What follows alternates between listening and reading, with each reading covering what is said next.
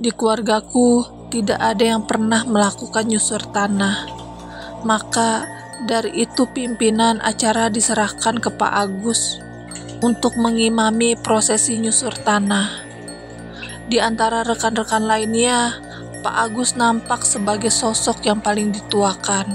Mereka terlihat memanuti dan segan kepada Pak Agus. Selepas Isya, acara nyusur tanah pun dimulai. Pak Agus membakar buhur sebagai pembuka, yang mana aromanya begitu semerbak, menambah kesan sakral. Ayat-ayat doa dikumandangkan, tentu ditunjukkan untuk almarhum ibu. Kami semua hikmat dalam duka. Namun, malam itu aku merasa suasana menjadi mencekam dan ada segetir takut yang mencuat. Aku merasa di rumah ini sangat ramai, bahkan terasa penuh sesak. Pandanganku tertuju pada Kak Intan, kakakku. Itu memang salah satu orang yang paling histeris terpukul oleh kepergian ibu.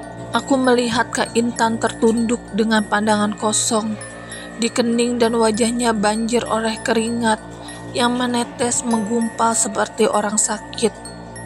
Aku khawatir, namun tak lama kemudian Kak Intan menangis terseduh, tetapi lidahnya tetap membaca kalimat-kalimat doa. Kepala Kak Intan mulai bergoyang, mengayun ke kiri dan ke kanan, hingga membawa separuh badannya ikut bergerak. Ia nampak hanyut dalam lantunan doa-doa. Namun, semakin lama gerakannya semakin cepat. Kak Intan menjadi aneh. Tiba-tiba dia menyeringai tajam. Kedua bola matanya menilik ke sekitaran ruangan.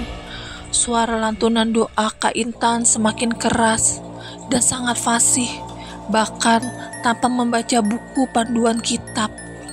Sebaliknya, suara Pak Agus menjadi kecil dan semakin lama tak terdengar lagi. Dia justru memperhatikan Kak Intan. Suara dan gerakan tubuh Kak Intan semakin cepat, tak terkendali. Pak Agus kemudian dengan sigap menghampiri Kak Intan dengan memegang kepalanya. "Intan," Pak Agus mencoba mengajak Kak Intan berbicara. Semua pasang mata teralih kepada Pak Agus dan Kak Intan. Seketika mereka berhenti mengaji dan suasana menjadi hening. Namun Kak Intan menongakkan kepalanya balik menatap Pak Agus. Dia tersenyum, kemudian melanjutkan membaca kalimat-kalimat doa seorang diri dengan suara berat dan nada mengayuh memekik. "Astagfirullahaladzim, siapa kamu?" Raut kepanikan terlihat jelas di wajah Pak Agus. "Agus, lanjutkan mengaji." Kak Intan menyentak Pak Agus, kemudian dia menyeringai. "Kami semua mengikuti mengaji," ujar Kak Intan yang sudah dipastikan sedang dirasuki oleh makhluk gaib. "Wahai makhluk Allah, siapa kamu?" tegas Pak Agus. "Saya Siti," jawab lugas Kak Intan dengan suara berat dan menyesak. Makhluk yang merasuki Kak Intan mengaku sebagai ibu. Aku tak berkutik, aku ketakutan.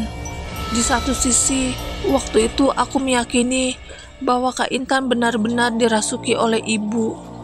Tapi kenapa ibu mengucap kata "kami semua"? Itu artinya juga banyak makhluk lain yang tak kasat mata juga ada di sini. Jujur, aku benar-benar takut. Bahkan bila mengingat kejadian itu, aku masih merinding. Wajah Kak Intan begitu pucat dan nampak mengerikan malam itu. Pak Agus tak berkata barang sepatah kata. Kedua matanya menatap penuh Kak Intan. Namun, garis wajahnya mengisyaratkan Pak Agus seperti terkejut oleh suatu hal yang mana hanya dirinya yang mengetahui.